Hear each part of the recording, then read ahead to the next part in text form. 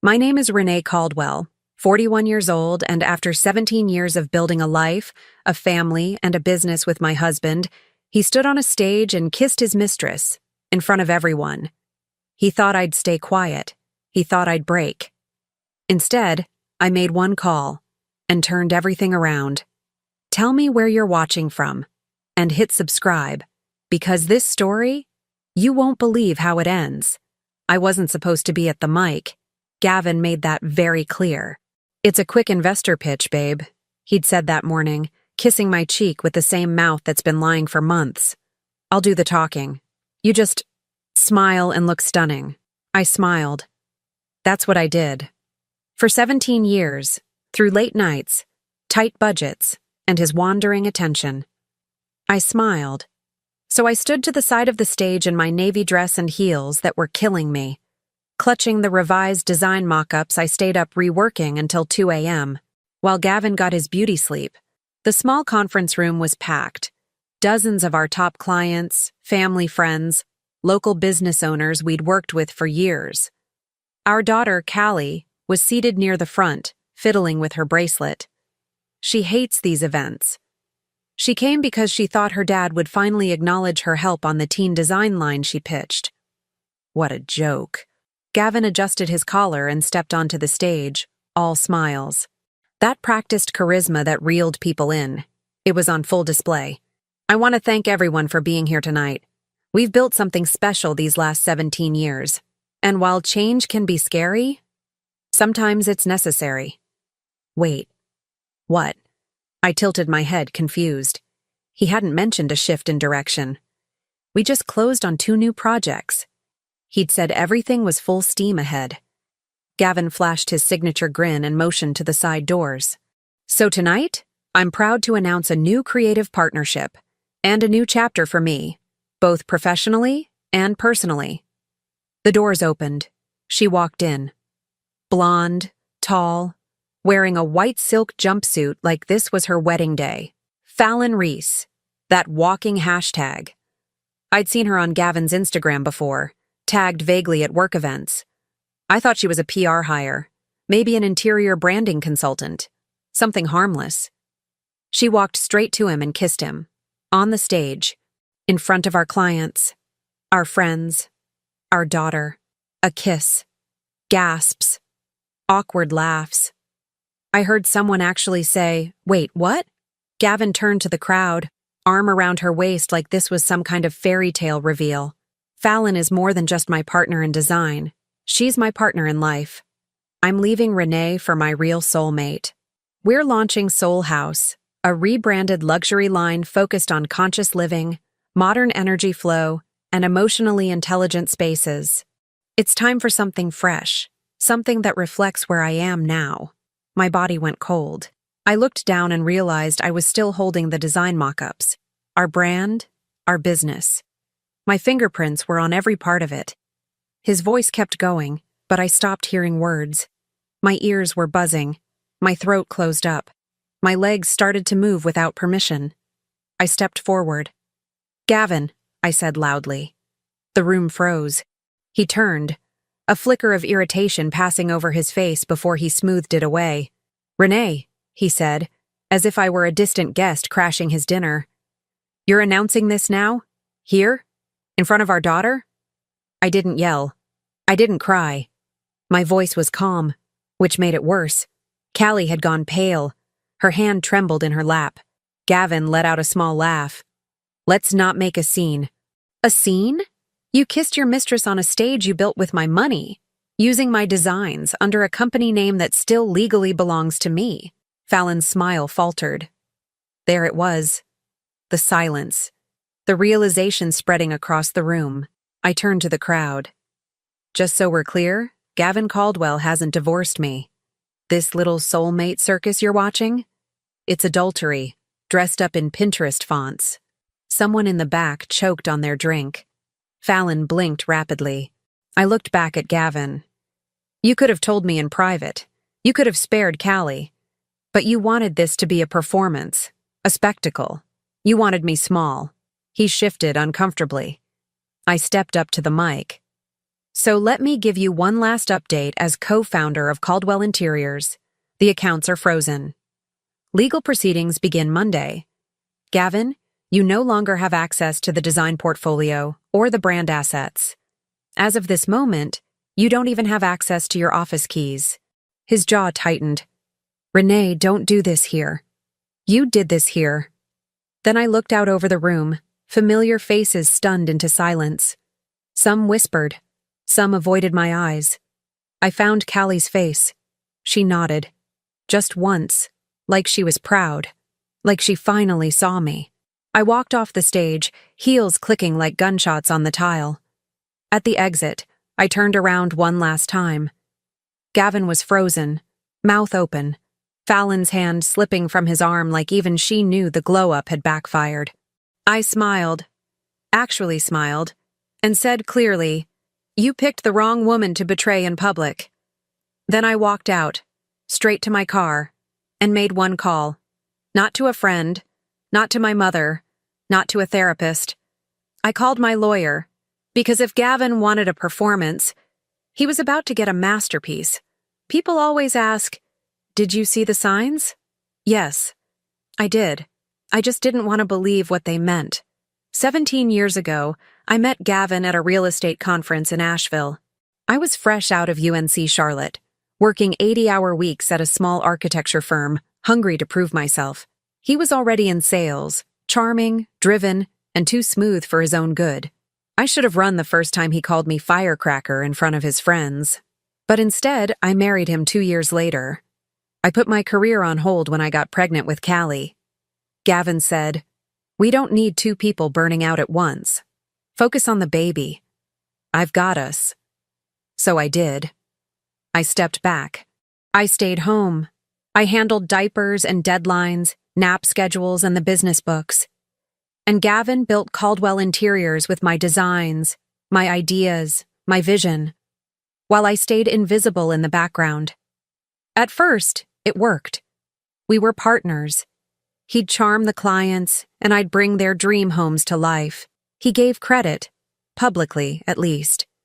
But over the years, he started editing me out of the story. Gavin Caldwell designs began slipping into emails.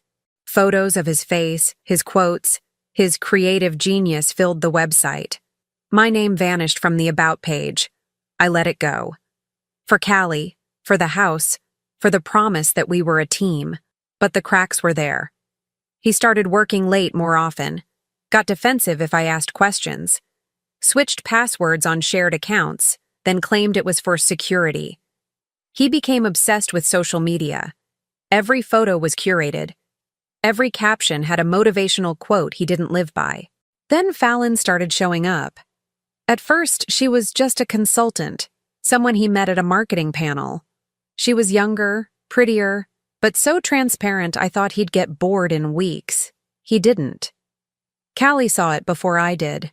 She came home from school one day and asked, "Why did Dad post a picture with that Fallon woman but not you?" I played it off. "It's probably for business." Callie shrugged. She commented with a heart. He liked it in, 2 seconds. That night I searched his phone while he was in the shower. I hadn't done that in our entire marriage. I felt sick doing it. There were no messages, just one thread with Fallon, completely deleted, like a freshly cleaned crime scene. I told myself I was being paranoid, but when I looked in the mirror, I didn't recognize myself anymore. I was the woman who ignored the lipstick smudges on receipts, who told her daughter everything was fine when it clearly wasn't, who let her husband gaslight her into silence because the alternative, burning it all down, seemed too big, too messy, too final. Until that night on stage. The night Gavin decided to go public with his fantasy and bury me in the process. After I walked out, I drove straight to my sister's house. I didn't cry. I didn't even explain. I just handed her my car keys and said, "I need to sit down before I break something." She poured wine. I told her everything. And for the first time in years, someone looked at me like I mattered. The next morning, Callie crawled into bed with me. No words. Just her, lying next to me like she did when she was 6 and afraid of thunderstorms. After a long silence, she whispered, "I always knew he didn't deserve you." That was it. That one sentence, that's what made it real. Not the affair, not the public kiss, not the betrayal in front of investors. Callie saw it too. She saw her father lie. She saw him discard me. And worse, she saw how long I'd accepted it.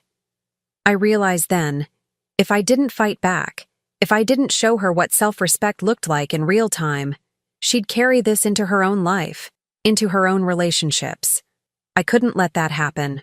So I pulled out my old notebook, the one I hadn't touched in years, filled with passwords, contracts, login info, my private ledger of the business I helped build, the one Gavin thought I'd forgotten about. And I made a list. Not of revenge. Not yet. Just facts, accounts, ownership documents, evidence, the deeds that were still under my name, the ones he never bothered to transfer. I wasn't going to beg. I wasn't going to scream.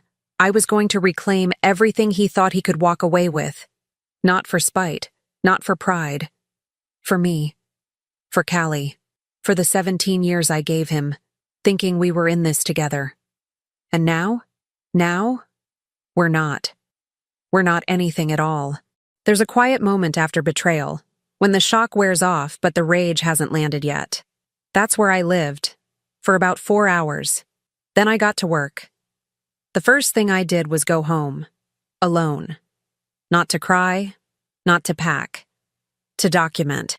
I walked through our house, my house, filming every room, every rug I picked, every light fixture I designed, every table I refinished with my own hands.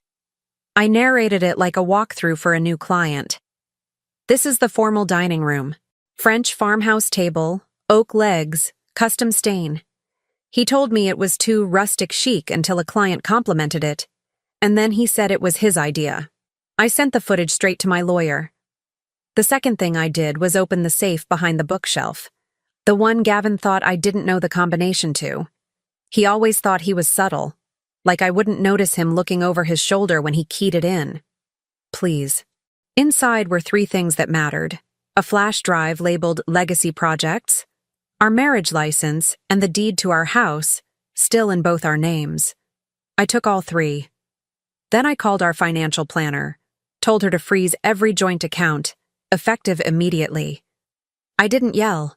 I didn't even give a reason. Just said, "I'm asserting my legal rights as co-owner. Any withdrawal over $500 needs my signature from now on." She hesitated, then said, "Understood, Mrs. Caldwell. Not Renee. Not Sweetie. Not the wife in the background. Mrs. Caldwell. The one with the power." Next came the business. Gavin might have been the face, but I was the infrastructure. I set up the invoicing system, built the design templates, tracked every client touchpoint. The company email server was registered to my personal domain. He never bothered to update it. So I logged in, changed every password, flagged every message involving Fallon's name, set up auto-forwards to my lawyer. Then, I opened our client database. I drafted one short message. To our valued clients. As of this week, I, Renee Caldwell, am no longer affiliated with Gavin Caldwell's new design venture. Caldwell Interiors remains a legally recognized entity. If you wish to continue working with me directly, I'll be announcing next steps shortly. Thank you for your loyalty these past 17 years. I hit send to all. 30 seconds later, Gavin texted. "Gavin, what the hell are you doing?" I stared at the message, thumb hovering. Then I put the phone down. Let him squirm.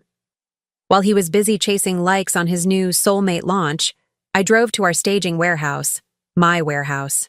Fallon had no idea half the furniture used in their upcoming Soul House showcase was rented under my vendor contracts. I called every supplier, terminated every agreement, removed Gavin's name from authorized pickup. Then I called our realtor. List the house. "Renee, are you sure?" "Yep. Price it to move fast. I want the name off the mailbox before he can throw another launch party." She hesitated. "You'll need his signature to sell." "No," I said. "He'll need mine." Then I packed a bag. Not with clothes, with files, tax returns, receipts, asset spreadsheets. The prenup Gavin pressured me to skip back in 2009 because we're partners, baby. We don't need a contract. You know what else I packed?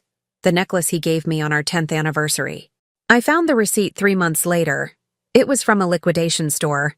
He told me it was custom. I was halfway out the door when Callie got home from school. She saw the box in my hand and froze. You're leaving? Not running, I said. Strategizing. She looked at me for a long second, like she didn't recognize me. And then maybe did. I want to stay with you, she said quietly. You don't have to choose yet. She shook her head. No, I already have. That night, Gavin finally showed up. I was in the garage labeling a file cabinet. He came in loud, like he always did, boots on concrete rattling the walls. You froze our accounts? He said. Are you insane? I didn't turn around. No, I'm awake. He laughed bitterly. You think you can just take everything? No, Gavin. I'm just taking back what you thought you could steal quietly. He looked around, eyes landing on the packed bags, the cleared walls. This is overkill. We can handle this like adults. You had 17 years to handle things like an adult. You chose a white jumpsuit Barbie and a microphone. He flinched, just slightly, but I saw it. Then he tried the last card he had left. Think about Callie. I am. I walked past him, slowly, deliberately, stopped at the door. I'll see you in court, Gavin. And I meant it. The next phase had begun. By Monday morning, Gavin's world started cracking, loud enough for people to hear it. It started with the calls, our shared accountant, our supplier rep, his gym, if you can believe it. Hi, Mrs. Caldwell. Gavin just tried to move funds from the business line. Hey, Renee, your husband tried to pull inventory today. His access code bounced. Ma'am, Gavin's card declined. He asked us to call you directly. Every call was the same. Gavin throwing his weight around and realizing it didn't carry like it used to. Because the accounts were frozen. The legal structure was under review. And the vendors? They were loyal to me. The one who paid on time. The one who showed up. By noon, I got the first angry voicemail. Gavin, voicemail. Renee, call me. This is getting out of hand. You're overreacting. Fallon has meetings set with sponsors this week and we can't access our samples because you're playing games? We built that inventory together. I'm trying to be civil, but this is sabotage. Sabotage? No, sweetheart. This was strategy. Fallon posted a photo that night, her standing in front of a showroom wall. Except the caption was different than usual. Fallon Reese. Trying to build something from scratch with love and intention isn't always easy. Especially when others are holding on to bitterness. But I believe in karma. The comment section lit up. Wait, wasn't this Renee Caldwell's design line? I thought this was a joint business? What happened to Caldwell Interiors? Gavin who? I didn't comment. I didn't need to. Let the public piece it together. Let her learn how it feels to be questioned, doubted, side-eyed. Let her realize what happens when you parade betrayal like a badge. The next day, Fallon's little empire started shaking. A brand sponsor pulled out, quietly. One of our longtime clients posted a photo tagging me, not Gavin or Soul House. And then came the rumor, not started by me, not spread by me, that Fallon had been dating Gavin while still married to her ex, which turns out was not a rumor. People love a drama, but they hate a liar. Meanwhile, Callie wasn't speaking to her father. Not out of spite, out of disappointment. She forwarded me a text from him. Gavin, I know you're confused right now, but your mom is being really emotional. I love you. Please don't let her turn you against me. I didn't respond for her. I didn't need to. She sent her own reply. Callie, you did that all by yourself. Gavin called me 3 times that night. I didn't answer. Then he called my sister. I was brushing my teeth when my phone buzzed. Tara, text. Your boy just tried to play the family card. Told me he's worried about Callie's mental state and said maybe she needs space from both of you. I told him to go talk to the mirror he's so in love with. I laughed. First time in days. But not everything was funny. The next morning, one of our biggest suppliers reached out. Said Gavin showed up in person, trying to negotiate a new relationship under Soul House. Told them I was stepping back, letting him lead. They declined. Word was spreading. Gavin didn't have control anymore. He was spiraling. I didn't gloat. I documented. Quietly, thoroughly. I logged every call, saved every email, screenshotted every social media post where Fallon played victim. My lawyer said we were building a stronger case by the hour.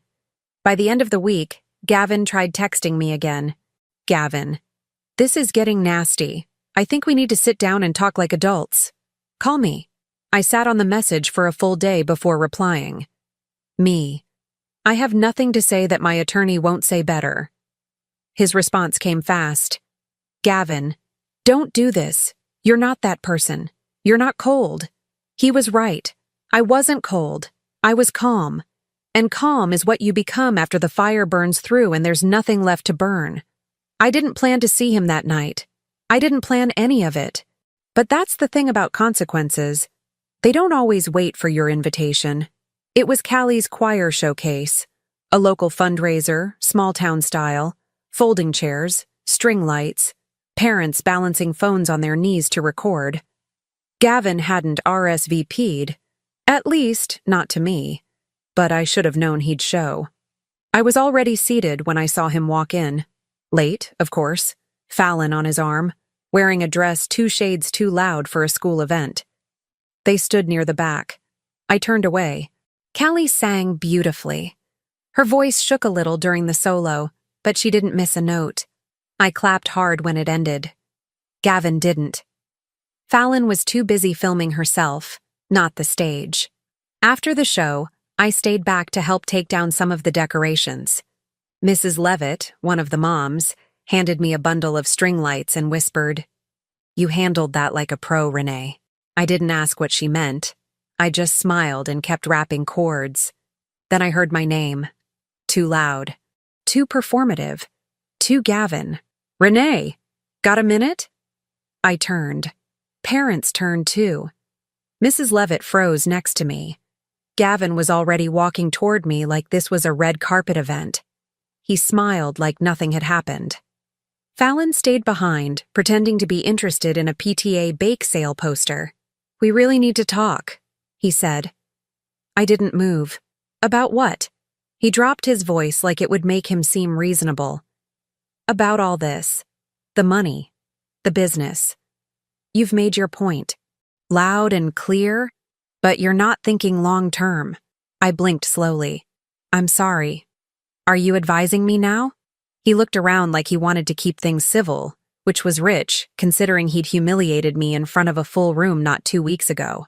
You're angry, I get it. But Fallon and I. This wasn't some quick thing. It's real. You and I were drifting. We both know it. But this vendetta? Freezing accounts, canceling contracts, dragging Callie into it? I raised my voice just enough. Dragging Callie? You brought your affair to a microphone while she was in the front row. A few heads turned. Gavin stepped closer, lowering his voice again. This isn't helping you, Renee. People are starting to talk. I nodded. You're right. People are talking. And then I said it loud enough for the room to hear. You kissed your mistress on a stage I designed, in front of my daughter, while lying about the business we built together. Now you want to talk reputation? The room fell into a hush. Someone actually dropped a cup. Fallon slunk closer, clutching her phone like it was a shield. This isn't the place. I turned to her. Then maybe don't bring your married boyfriend to a school function. She blinked, red-faced. A few parents gasped. One mom walked her kid straight out the side door. Gavin's voice sharpened. You're embarrassing yourself. No, I said.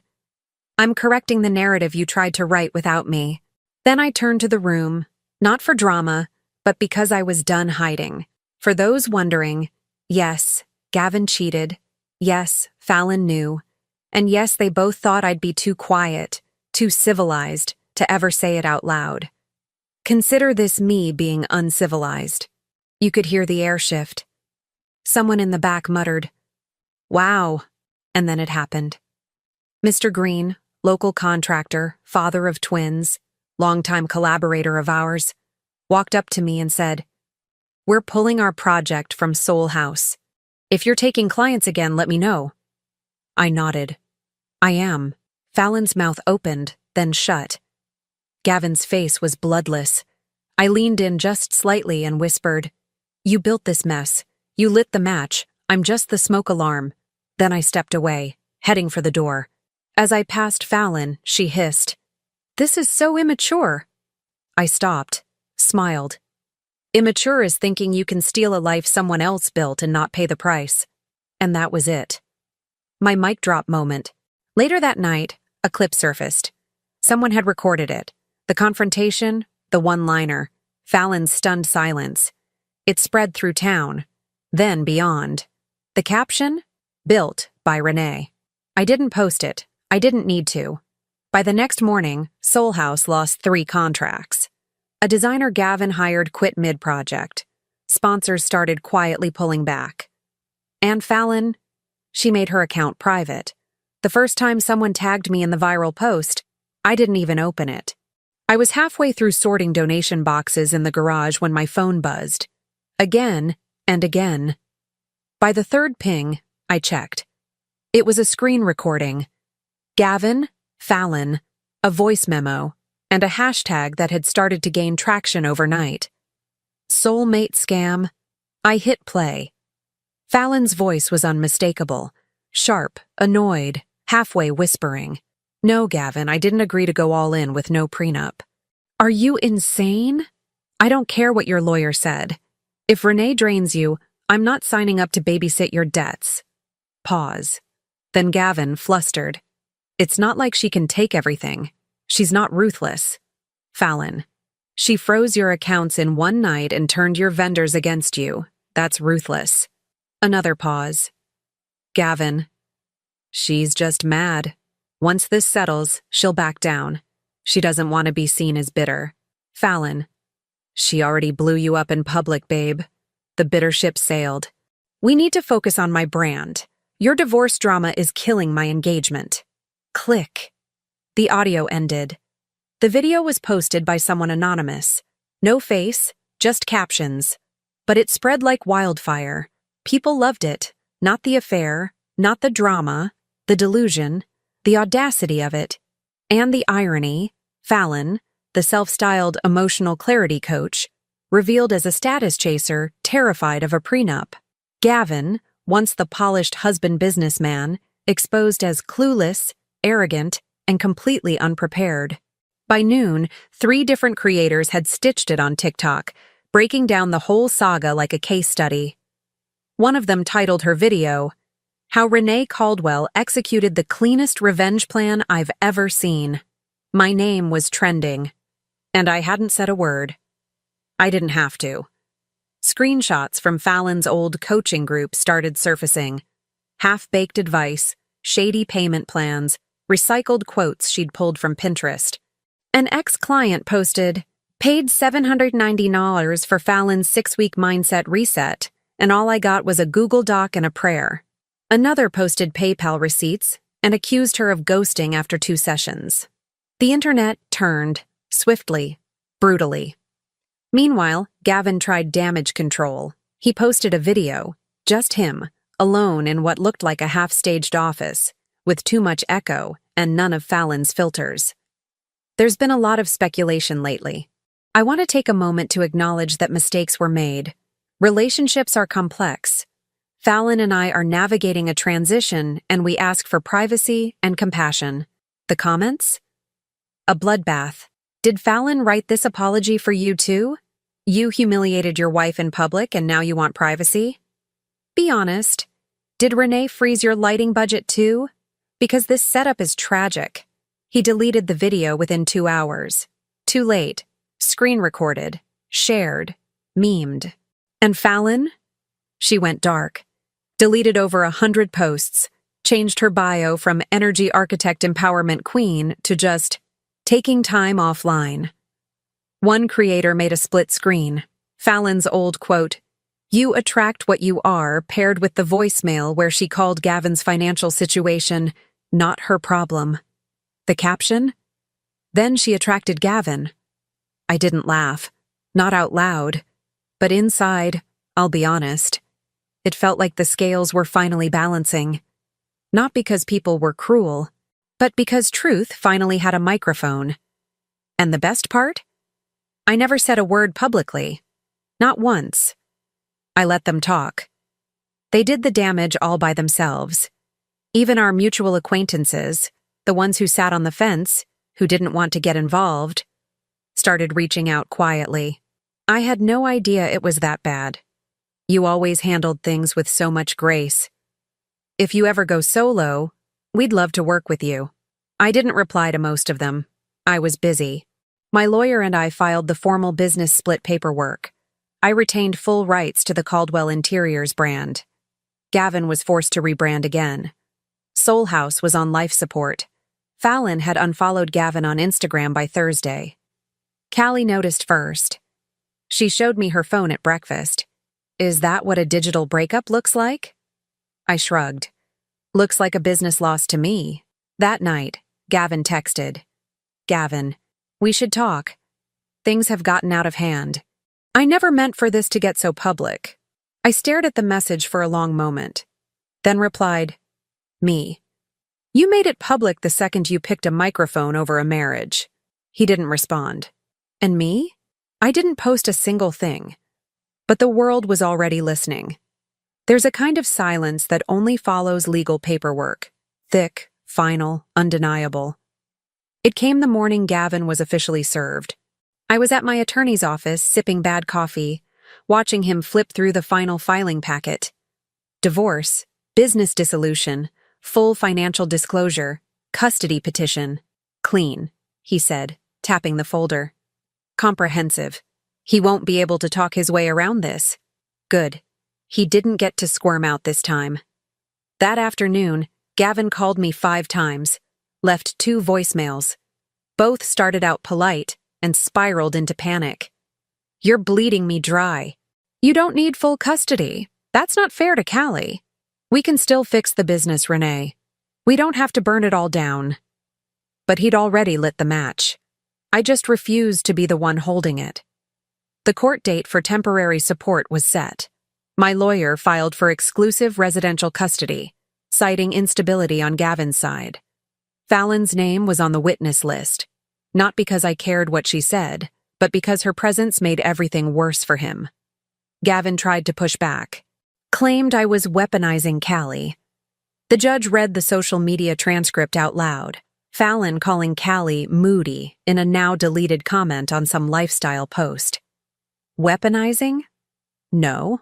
Protecting. Callie told the court she wanted to stay with me full-time. No hesitation. She lied to me, she said plainly. They both did. The judge nodded. Motion granted. Gavin's face crumpled. Right there in the courtroom. I didn't look away. He tried to claim the house, the one he hadn't contributed a dime toward in nearly a year. The same house he abandoned mid-renovation to start fresh with Fallon. Too bad the deed was in my name. Too bad I had receipts. Too bad the bank statements showed Fallon using the home improvement line of credit for a business retreat in Miami. The judge raised an eyebrow. This line item here, energy alignment consultant, $2,400. What was that for? Gavin mumbled something about brand development. Fallon didn't show up. She was in Arizona, according to her Instagram. Something about healing in solitude. Right. The court awarded me full ownership of the home, the original business name, and all physical design assets. Gavin got the LLC for Soul House and its debts. By the end of that week, my lawyer sent over the breakdown. Gavin owed back taxes on the Soul House venture attorney fees, temporary spousal support, a court-ordered payout for violating joint business terms during separation. I read the numbers, then closed the file. I didn't need to celebrate. His own choices had done the work. Then came the final cracks. The family fallout. His father called me first. I hadn't spoken to Tom Caldwell in over a year. He never liked me much. Too outspoken, too opinionated for his taste. But now, I'm sorry, Renee. I don't agree with how he handled things. Your daughter deserved better. You deserved better. I didn't say much, just thanked him. He asked if Callie could still visit. I said that was up to her. She didn't say no, but she didn't rush to answer either.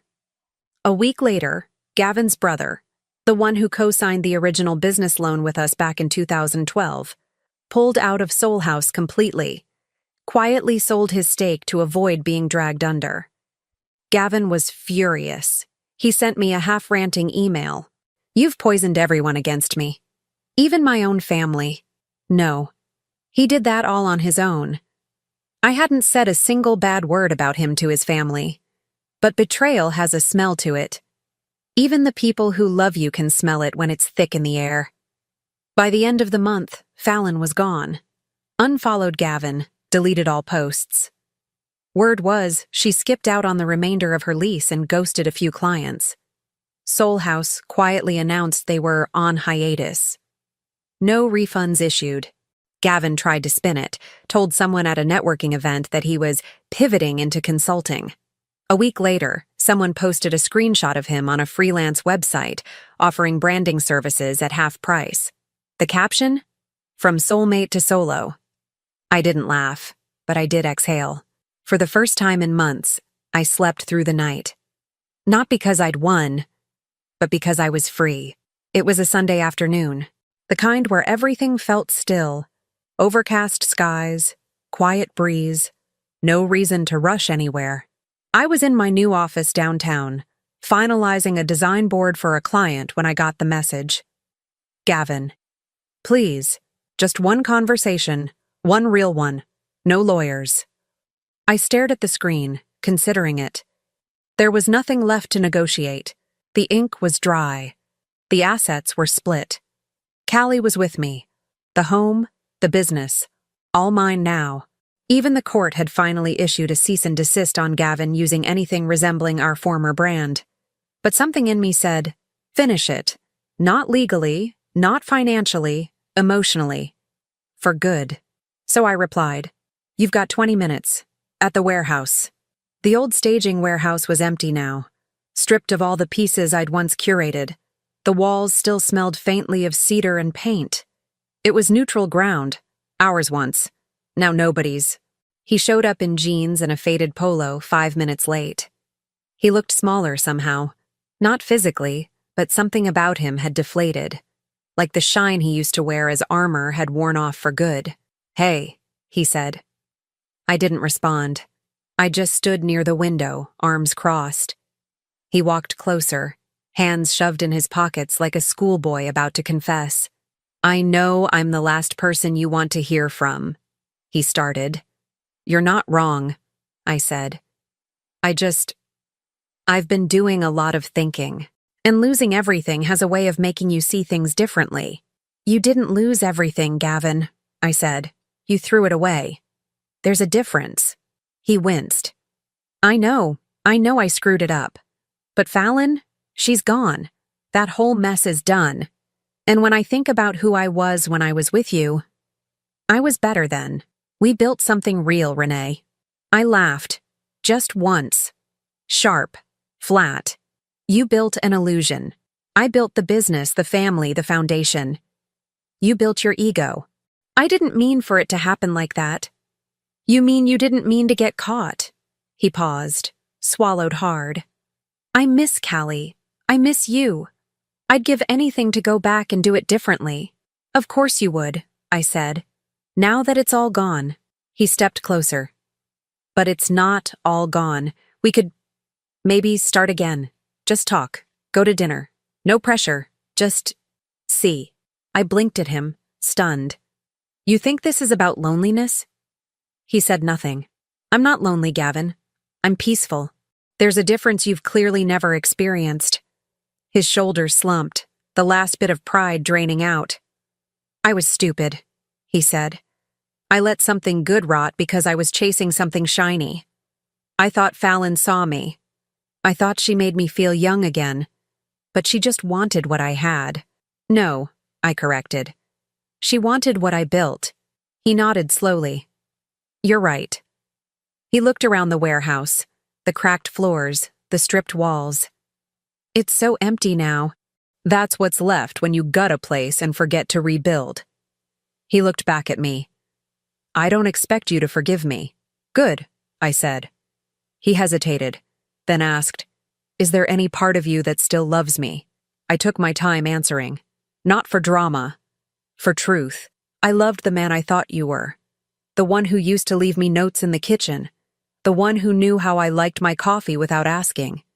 The man who held our daughter the first time like she was made of glass. His eyes softened. He remembered those versions too. But that man, I continued, chose to humiliate me. Publicly, repeatedly. And not because you fell in love with someone else, but because you thought I'd stay quiet. You gambled everything, Gavin, and lost. He nodded again. So that's it? That's it. He looked down, almost like he expected it, but hoped for something else anyway. I grabbed my bag and walked toward the door. Just before I stepped out, I turned around one last time. You thought the end would be a fight. It's not. It's silence. He said nothing. I stepped outside, the heavy door clicking shut behind me. No dramatic music, no thunderstorm, just air, just space. Freedom doesn't come with fanfare. It comes with the absence of weight. 8 months later, my life looks nothing like it did. The house sold fast. Full price, no contingencies. The couple who bought it said they loved the bones, which made me laugh. They had no idea what it took to build those bones, to rebuild them again, and then to let them go. Callie and I moved into a renovated loft above a florist shop downtown. Exposed brick, high ceilings, soft light. It's smaller, quieter, cleaner, not just in space, but in energy. Nothing fake lives here. Every morning, I drink my coffee by the window and watch the street come to life.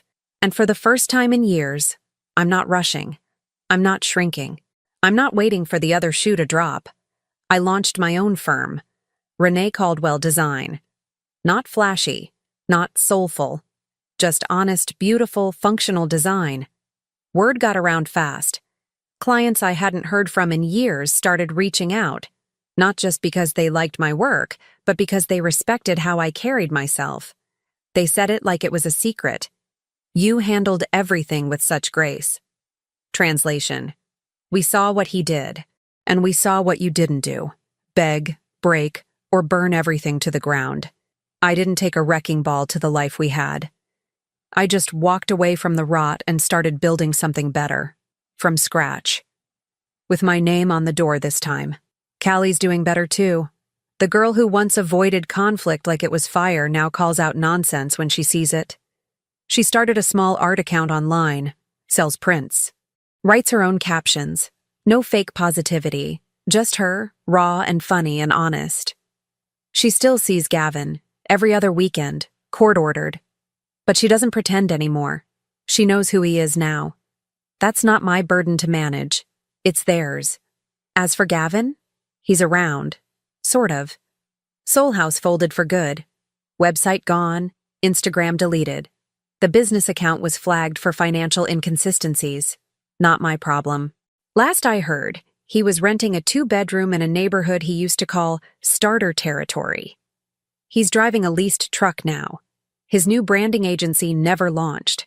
Fallon reappeared once, long enough to drop a vague, healing and growing post with a soft-focus selfie and a caption about lessons. Comments were off. Then she disappeared again. Neither of them ever apologized publicly. Of course not. That would have required ownership. But I don't need it. I don't need closure from people who were never open. The truth is, revenge was never the point. The point was to take back the power he assumed I'd lost. Quietly, surgically, and completely. He thought I'd fall apart. Instead, I turned into someone he couldn't access anymore. The old me, the accommodating, agreeable version, died the day he kissed her on that stage. This version? She doesn't wait for permission. She doesn't explain herself. She doesn't need the applause. A few weeks ago, I found the old necklace he gave me for our anniversary, still in the back of my drawer, still in the same cheap box. I dropped it in the donation bin. Not out of anger, just detachment. Let someone else wear it. Let it mean something else to someone else. I've outgrown all of it. The jewelry, the life, the man. Now, I'm not surviving. I'm thriving. In a way that doesn't need to be documented or posted or turned into a slogan. It's in how I speak, how I carry myself, how I look in the mirror and no longer feel erased. It's in the way Callie holds her head a little higher now. It's in the calm, the quiet. That's what healing actually sounds like. And if there's one thing I've learned through all of this, it's this. Betrayal isn't the end of a story. It's just the part that shows you who you were never meant to carry forward. And me? I'm moving forward. Thanks for listening to my story. If you stayed till the end, you already know. Silence isn't weakness. It's strategy.